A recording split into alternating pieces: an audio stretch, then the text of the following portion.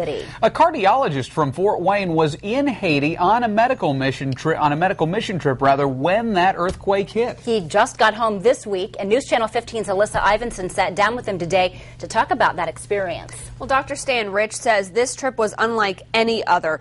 Rich went to Haiti to check in with some heart patients and ended up treating earthquake victims. And one thing he says stood out: the courage of the Haitian people. They seem to accept hardship a little more easily than we do. So I'd say some strength in their character. Dr. Stan Rich and the chapel started building a medical clinic in Haiti 7 years ago.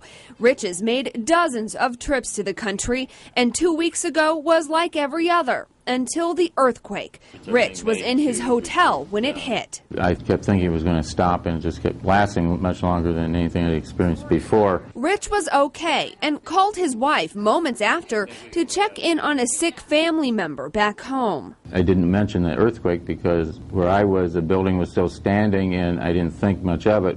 The phones all stopped working within a minute or so after that. That night, people hurt in the earthquake came pouring into the medical clinic, turning it into an emergency room. And as a cardiologist, I was somewhat out of my element, but I helped out as much as I could. One of the biggest problems, the hospitals were overflowing, and there was nowhere to send the more serious patients. Very sobering and just hard to comprehend the immensity of it, all the suffering. The clinic survived the earthquake, but many buildings did not. This home fell in on itself, the owner standing outside. And Rich says international support is crucial to rebuilding an already poor nation. I just hope that the interest in Haiti does not wane, that it continues, and that we don't forget about Haiti within the next few months.